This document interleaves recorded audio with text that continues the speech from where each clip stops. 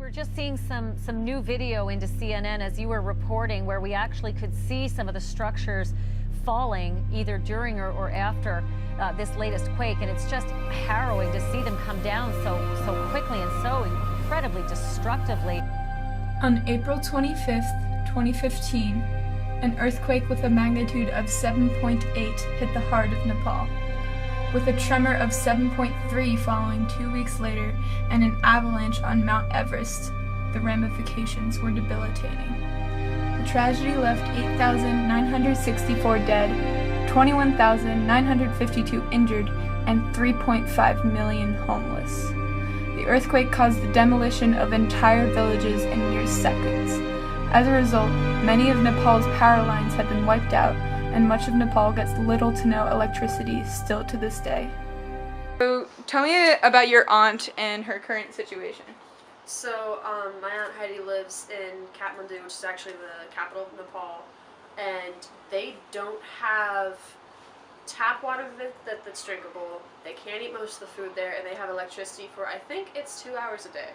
We have electricity practically all the time, except when we have the giant snowstorms. Mm-hmm. And they have electricity all the time, which is something I think we take for granted. So, they, with the tap water, they can't just drink water out of the tap like we do. Like, I know in my house we have one of the jugs that has like a filtration system. You just fill it up with the tap water and it filtrates whatever isn't filtrated out already in there. They can't even like drink the tap water by itself. So tell me about your cousin and what it's like for her to go to school. So for her to go to school, picture essentially how we have all the bricks and like it's an actual structure. Her school is basically, I'm going to put this in simplest terms, it's basically made of mud, plastic bottles, and metal bottles like stuck in the wall for structure, and chicken wire. Wow. And that sounds pretty horrific. And we get mad when we can't charge our phones in the classroom. They don't even have outlets, much less actual tiles and structure. Mm-hmm. It literally could come crashing down at any point in time.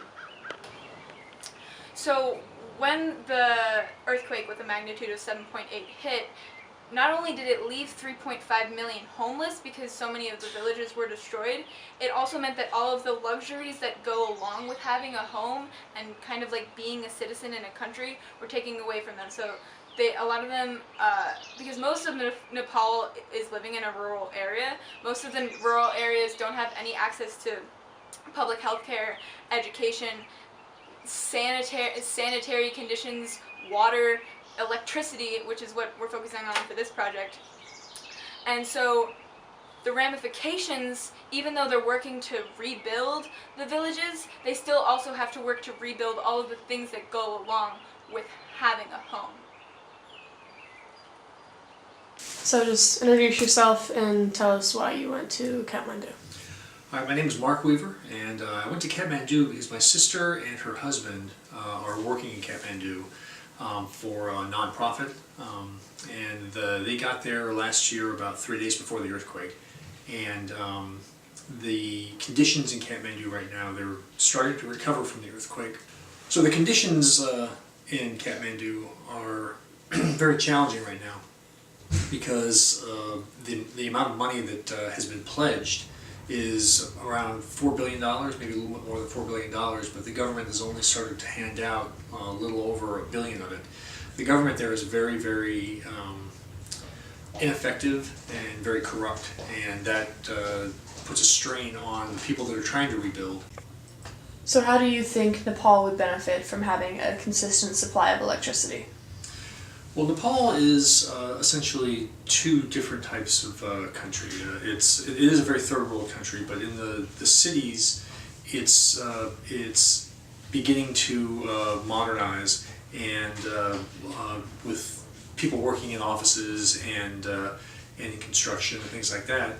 If you leave the city centers, the Nepalese people live very much like they did, several hundred years ago, where they're farming or they're doing things like that. So in order to continue to progress and continue to try to modernize, the Nepalese people really do need access to a consistent form of electricity.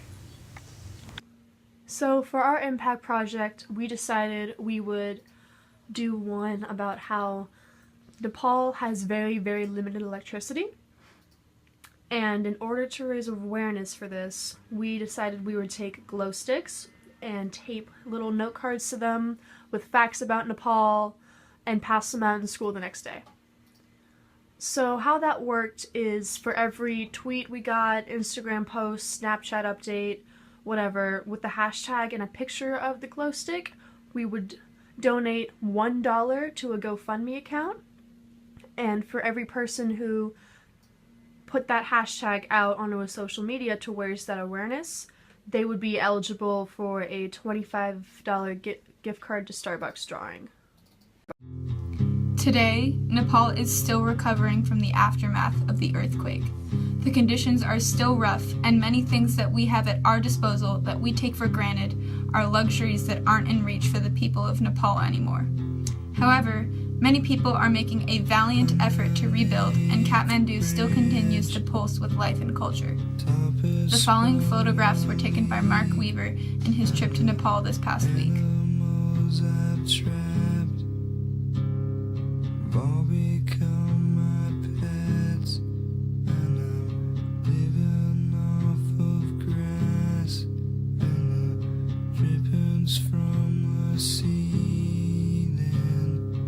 It's okay to eat fish, 'cause they don't have any feelings.